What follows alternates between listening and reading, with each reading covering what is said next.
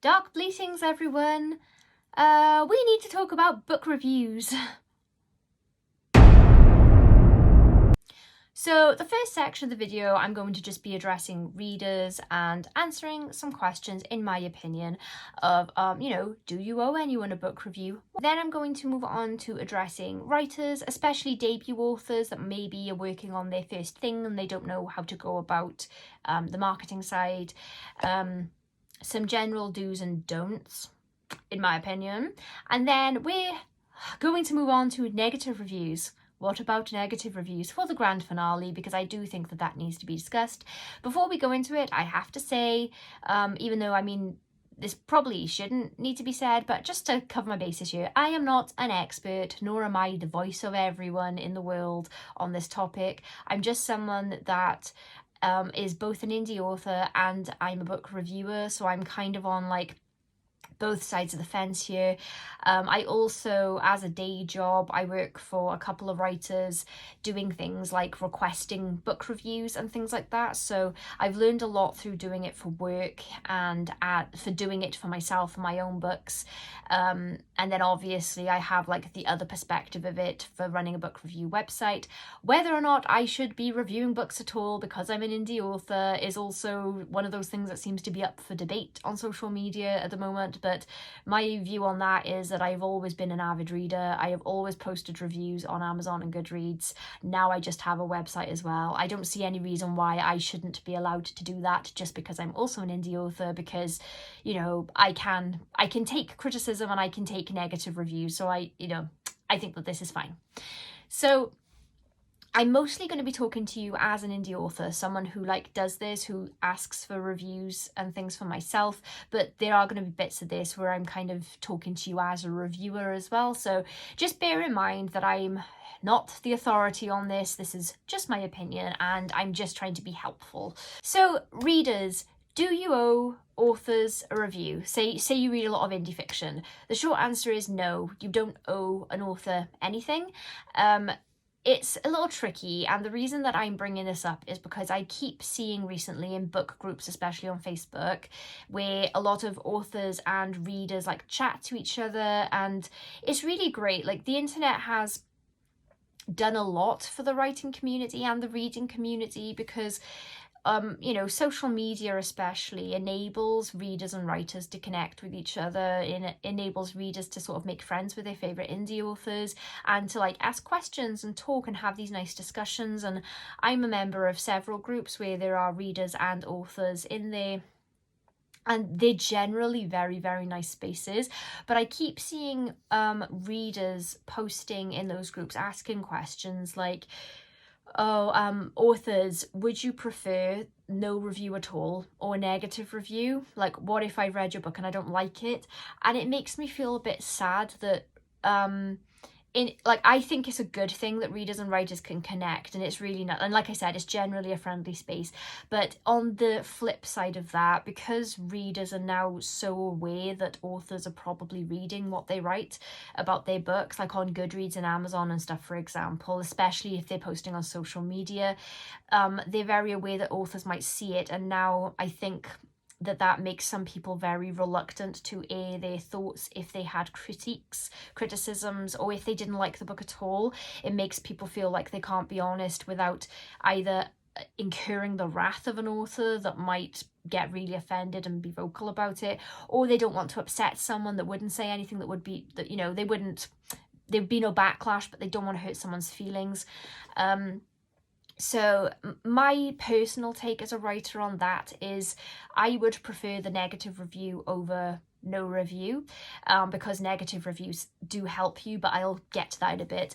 But basically, it's nothing to do with me whether you post a review or not. If you hated my book, if it's less than a 1-star to you, if you thought that every story in my recent collection is absolute garbage, you are well entitled to say that in any space you want on the internet. The only time I think that someone who's left a review is being unfair is if they're attacking the author and it's, they're not writing about the book, they're getting personal.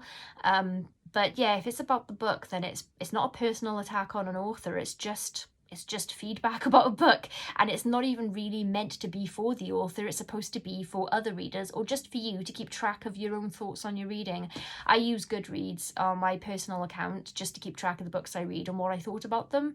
And every now and then I'll look back through books I've read and maybe I'll reread something or whatever. If you're a reader leaving a review, it's not up to you to pander to the ego of a writer. Of course, it's very nice to read nice reviews of your work, less nice to read negative reviews, but it's kind of on the author if they're reading the reviews in the first place. Now, I'm not going to pretend that we don't do it. I mean, a lot of us do it. It's really hard not to, especially people tag you in them. But generally speaking, people don't tend to tag the author if the review's negative anyway. But yeah, if you're a reader and you worry about things like that, don't worry about things like that. If somebody actually comes at you for critiquing their book, then, you know, just block them, because it's kind of childish, in my opinion. I mean, obviously there are extenuating circumstances to some scenarios, but generally speaking, an author shouldn't really be coming at you if you left a negative review, and most won't. Okay, authors, we need to talk, okay? So again, this is just my personal opinion. So if you're someone who is looking for book reviews and you're sending them out and everything, the key thing to remember, and this is how I've always thought about it, even before I was reviewing books with the website or on YouTube or anything, is that when you ask someone for a review and when they agree, what they're agreeing to is like they're giving you the opportunity to get a review from them. They're not guaranteeing that they will give you the review. So when I send a free copy of my book to somebody, I'm sending the copy on the understanding that I have now given myself a chance at getting a review from that person. And I don't hold it against people if they don't review the book. I don't assume that I'm definitely getting the review. I don't start adding up my reviews based on the people who've said yes, because when you look at it sort of percentage wise, like people you've asked versus people who've said yes versus people who actually post, your numbers get a little squiffy. Don't be disheartened by that if you're like a new author and that sounds a bit grim. I'll go into a little bit more detail about that, but this is just like realistically what to expect when you're looking for reviews. You're asking for the opportunity, not for a guaranteed review. For that reason, I recommend only sending out digital copies of your book, ebook copies, because it doesn't cost you anything to do that. If you're sending out physical copies, that's up to you, but just be prepared that you're going to be spending money and you're very likely going to like lose money then in quite a lot of those cases. When I released my first short story collection, I didn't even realize it was my responsibility to get book reviews myself or market myself. I didn't really know how anything worked. I thought they just all magically appear. And then a few years later, I thought, right, I'm going to try and give my book a second lease of life. So that's when I started approaching people and asking for reviews. And oh my gosh, I think I bought like 30 copies of my book, sent it out to people all over the world. I was like ordering them through, sorry, I've got something in my eye. I'm in the UK and I was on Amazon.com sending books out to people in the US, people in Australia, people in Canada, lots of people in the UK. And I had to pay for all of those books, and out of about 30 copies, physical copies that I sent out, I had one review posted, and that included books that I'd given to like close friends and family who had asked me for them as well. When I'd said, oh, I've got this many copies going, if you can consider reviewing it, I'll give you a free copy. And yeah, to this day, some of my close friends and family haven't posted reviews for me that I gave free copies to. So you just have to be aware of that you know, people aren't trying to hurt your feelings, and it's not personal, but people have lives, and your book release is not going to be as important to anyone as it is to you. So yeah, it's like your book is like the main character for you for a period of time, but it's not going to be for everybody else. So just try and bear that in mind, and try not to have expectations going forward really at all. So then you can't be too disappointed, but you can be pleasantly surprised. So where do you find people to review your book? The internet, it's your best friend. It's a free place where you can find people and contact people. And like I said, if you're giving out digital copies, that doesn't cost you anything. Now, I know some authors that do not like giving out digital copies because they think that for every free ebook that they give out, that's a sale that they don't get. But the thing you have to remember is that honestly, a lot of those like free copies that you're giving out, you're giving to people that wouldn't necessarily have paid for your book anyway, especially if you're approaching people with review requests, like especially if you're approaching a blog or a website. I do buy books, as you can see, but a lot of the authors that approach me with a review request I've never heard of, like I don't know them. There's room for all of us indie authors. I really believe that, but that doesn't mean that everyone is going to hear of every author or know who you are. There are many of us out there is what I'm saying. So I would say that out of every sort of 50 review requests I get, I might know 1 or 2 of those authors by name, and I might personally know 1 in 100.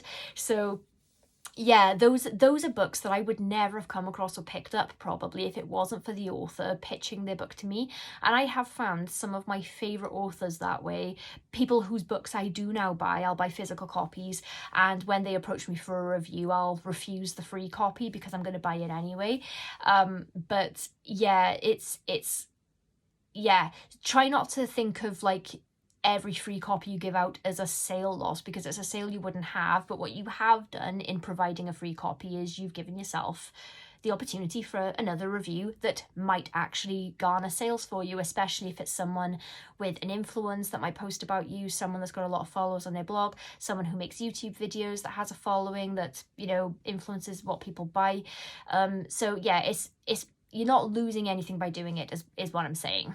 So if you approach blogs and websites, there will be thousands of them. Just Google whatever your genre is. Like if you write romance reviews, romance book reviewer, romance book blog, whatever. I personally am in the horror field, but I'm trying not to use that as all of my examples.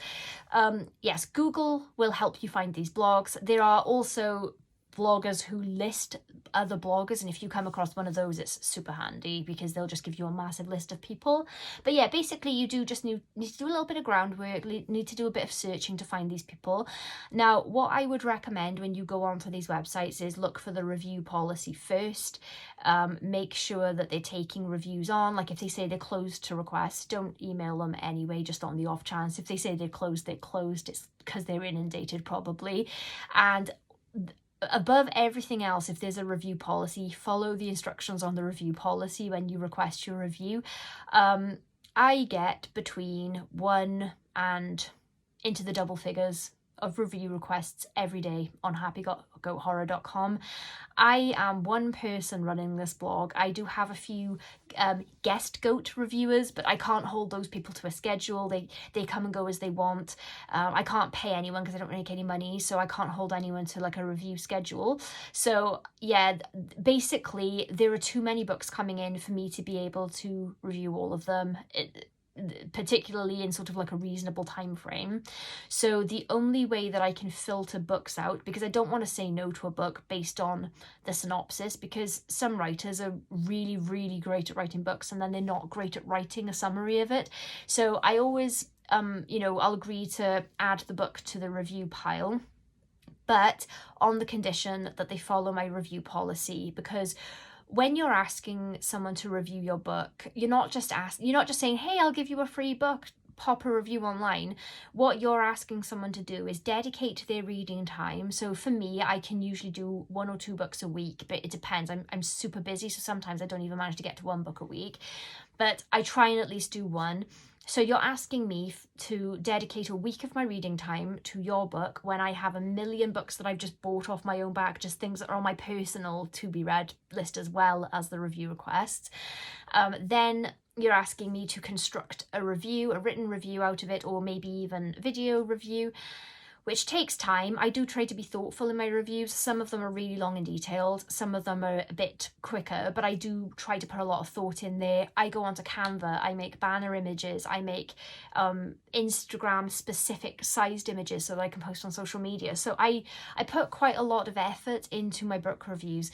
And so the way I think of it is when someone requests a review from me, also I cross-post onto Amazon, GOODREADS and my social media. So if you get a book review from me, it will get a blog post, an Amazon review, a Goodreads review, and then a Facebook, TikTok now, and Instagram post as well. So it's like a 5-platform cross post, because I do try to maximize like the amount of reach I have when I'm trying to help you promote your book. So if I'm going to put that much time and effort for free into your book for you, then the least you can do is follow my review policy and just give me the information I asked for. So I feel really mean for doing it. As I said, I'm a kind of a notorious people pleaser. I find it really, really hard to say no to people, but the way that I filter authors out now is purely on, did they follow my review policy or not? And I only ask for 4 things on the website. I ask for the name of the book, the author of the book, the type of book, so if it's a novel, short story collection, novella, etc., and I want to know the page count, the length of the book in pages, not words, the number of people who send me review requests, and they give me the word count of the book. And I've stated in my review policy now as well that if you don't follow everything in the review policy, I'm going to just delete the email and not consider your book, and I feel horrible for doing it, but because I can't possibly read everything that comes in, I'm going to prioritize the authors that like had enough respect for me to follow my review policy, if that makes sense. Like, if you can't spend the 2 minutes just adhering to the review policy, I'm not going to spend a week of my time working for you for free. So yeah, so just make sure you're following the review policy. If there isn't a review policy but there is contact information, there's no harm in reaching out to someone and just saying, hi, I'm wondering if you're taking book review requests, and then if they say yes, then you can go ahead and pitch your book. There's no harm in that. Don't be offended if you don't get responses from websites, blogs, things like that, because as I said, people do get inundated with emails. Like, I'm a relatively small website at the moment, and I already get so many that sometimes it's days before I reply, and I always respond to people to let them know I've received their book, just so they know that their email hasn't just got lost in the ether. But sometimes it takes me days to even do that. So the bigger blogs, I can't even imagine. So yeah, just don't be offended if you don't get a response. And unless the website states, oh, follow up if you haven't heard from me, don't chase people up.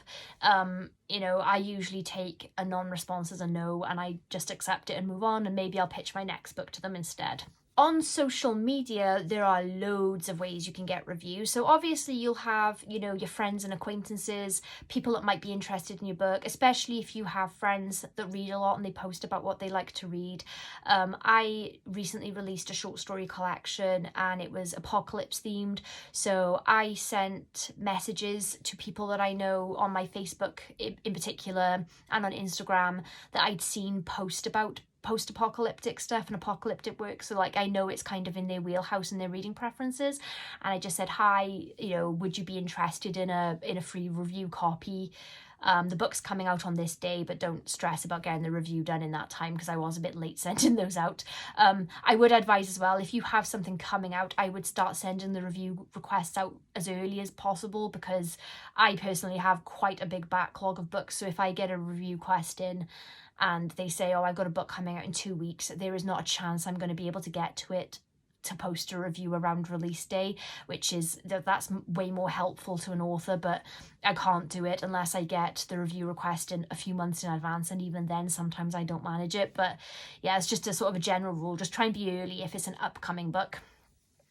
So yeah, I just send those messages out on Facebook. There are also groups now. I'm a horror author and reader, so I'm in a lot of horror writer and reader groups.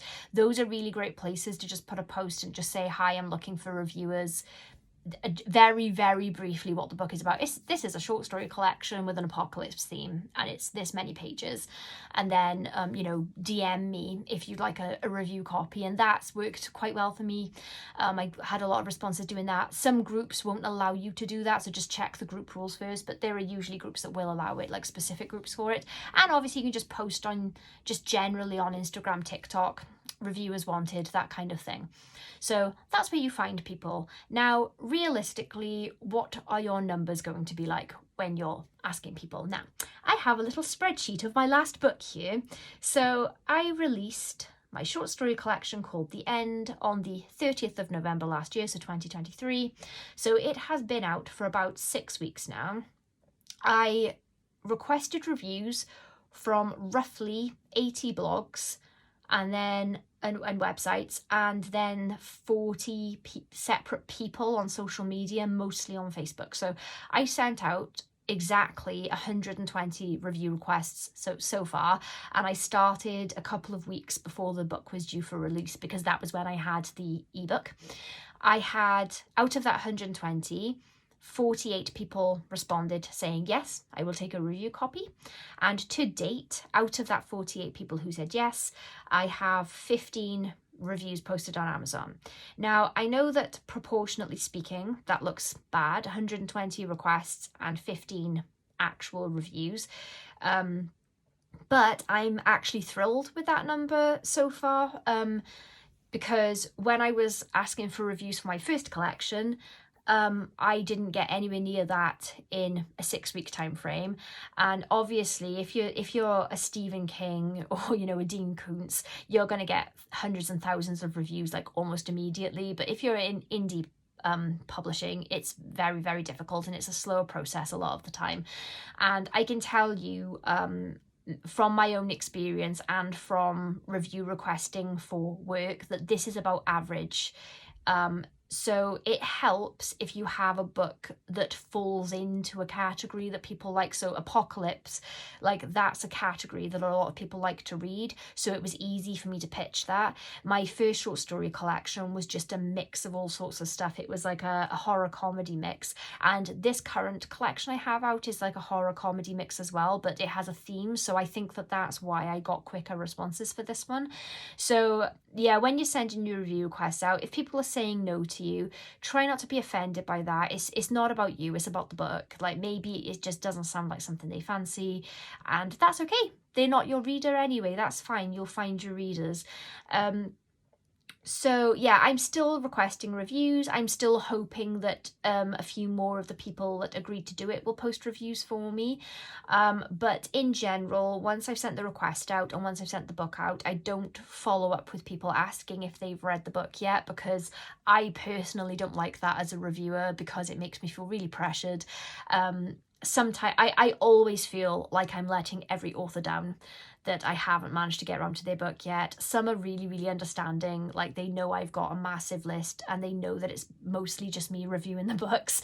So they cut me some slack and they don't pester me. But I have had a few occasions where someone has sent me a book and I said, yeah, I'll add it to the pile. And then literally a week later, they've messaged me on Instagram or something saying, hi, have you read my book yet? And I'm like, I said I'd add it to the list. I didn't say, yes, I will review it definitely within a week. And, you know, there are other people that might just block people like that and then just take their book off the list. It makes me feel really, really pressured, really guilty. I'll try and get to the book a bit faster. Well, this is how I used to be. I'd try to get to the book a bit faster, but that one particular person messaged me every week for 5 weeks asking me if I'd read the book, and in the end I had to just stop replying, which makes me feel like an ignorant asshole. But I just thought, dude, I like, this isn't, I said there was a backlog. So yeah, don't put pressure on people who've agreed. You know, they'll get to it or they won't. And you kind of, you know, trying to follow up consistently like that is not going to help. Like I said, there are cases where they'll, you know, some blogs might state, oh, if you haven't heard from me in 2 months, feel free to pitch it again or follow up. But generally speaking, I wouldn't, just because it's going to put pressure on someone that doesn't actually owe you anything. Try and think about it like that. Oh, negative reviews. How should you handle a negative review? So, again, I don't speak for everyone.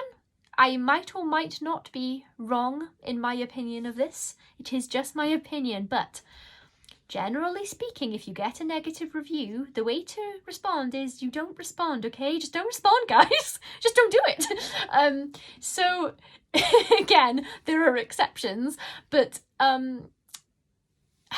do you respond to reviews at all? So, if someone posts on social media about my book, if they tag me in the post, I will absolutely comment on it. I'll always say thank you very much. Thank you for reading my book. And if they said really nice things, I'll say, oh, thank you so much. That's lovely to read. So glad you enjoyed it. And that's a genuine response. It makes me really happy to know that someone enjoyed my book and they enjoyed it so much that they've taken to the internet to tell other people about it. That's really, really flattering and really, really lovely to hear.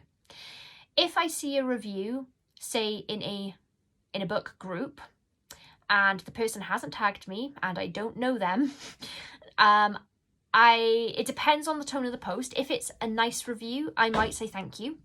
If it's a negative review and I don't know the person, I just won't respond at all. Like I won't let them know that I was lurking in the comments and that I saw it, because I don't want anyone to feel really awkward about the fact that they posted an honest opinion of my book and then I just appeared and went, oh hi, yeah, I've read this, I've read your thoughts, because that's how people are going to take it.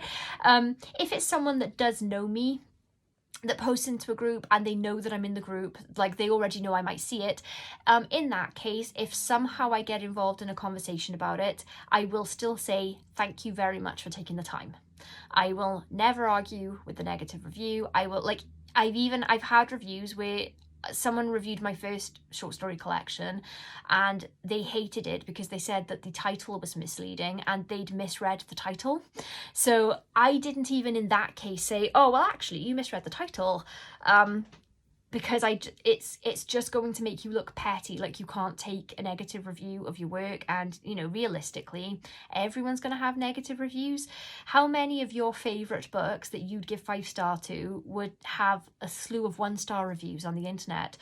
Like, you can't please everyone. No writer gets it 100% right with every reader. So yeah, just let it go is my answer to that. Like, don't respond publicly to a bad review. It's a bad look. It makes you look like you're lurking. It makes, you know, which you might well be, and that's fine. That's your prerogative, but just don't make people feel uncomfortable by your presence. I think at best it makes you look petty, and at worst it makes you look really arrogant, like you can't believe the audacity of someone that to not like your brilliant piece of genius that you put out into the world. You know, it's okay if people don't like your book, and remember that the review isn't for you. It's for them and for other readers and for other people to discuss the book. And even if it's a discussion where a bunch of people are saying they don't like your book, trust me, that can still help your sales. Let me elaborate. So authors need negative reviews, especially on Amazon. Now, that sounds really weird, and don't get me wrong, I much prefer to read a positive review over a negative review of my own work. It's much nicer. However, say you go to Amazon to buy a book, like the average reader, and you stumble across a book that has 30 reviews on it, and all 30 of those reviews are glowing 5-star reviews, singing nothing but praise, no criticism. Everything is like, oh, hit it out the park, this is the best book I've ever read. People will probably correctly assume that that pool of reviewers are people who know you in real life.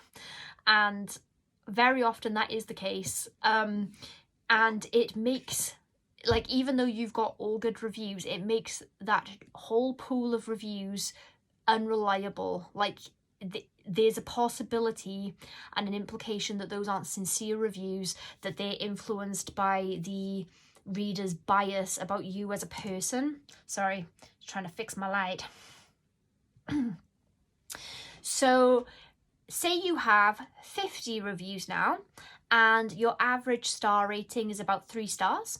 Everyone would prefer to be on 4 or 5 stars on an average star rating, but honestly, don't obsess about the star rating. It really doesn't matter. It really doesn't matter.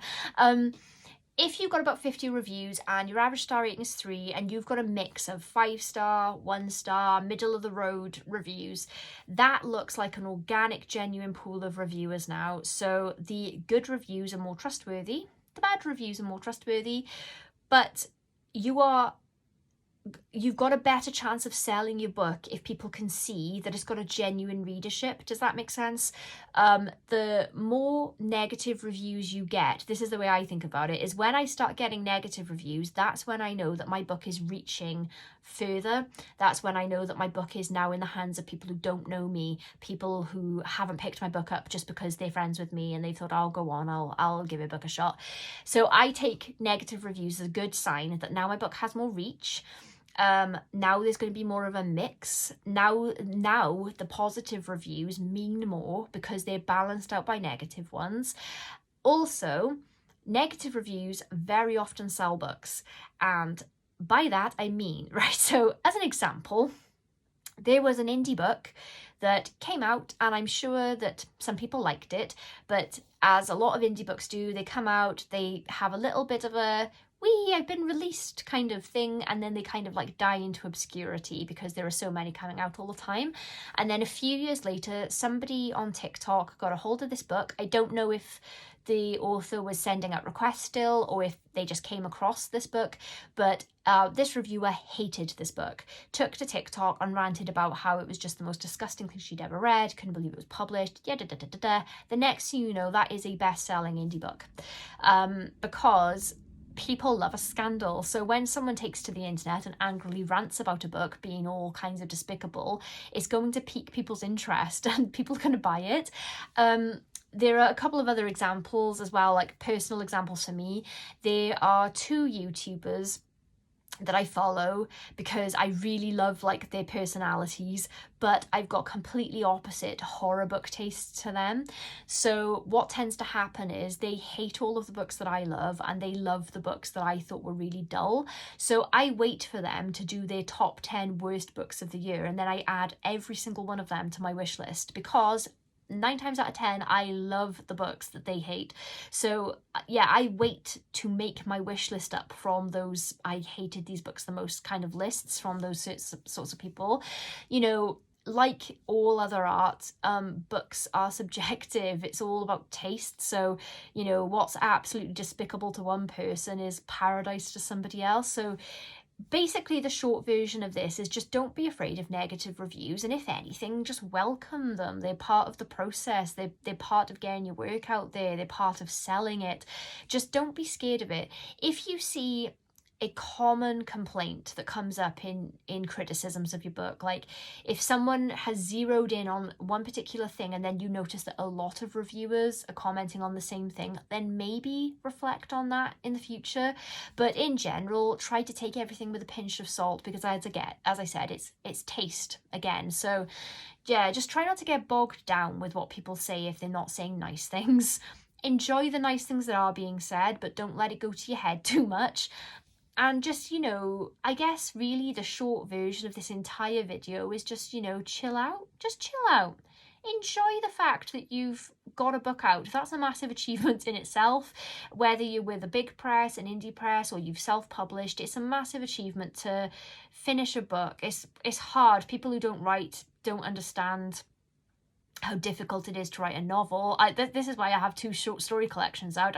I've been working on that first pesky novel for like 5 years and I still don't have one out. It's really hard. So, you know, if you've released a novel into the world, you know, be proud of yourself for it and just try not to get bogged down in what everyone else is saying.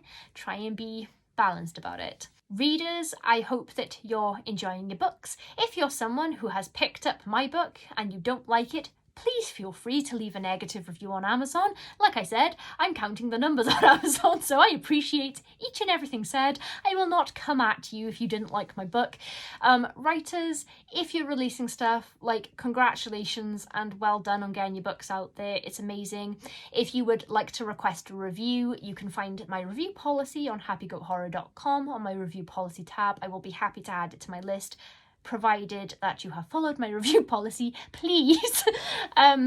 Yeah, so I think that's it for this video. If I have not covered any element of the review requesting process, if there's a question that you have that I might be able to answer for you, please put it in the comments and I'll be happy to share whatever knowledge I have.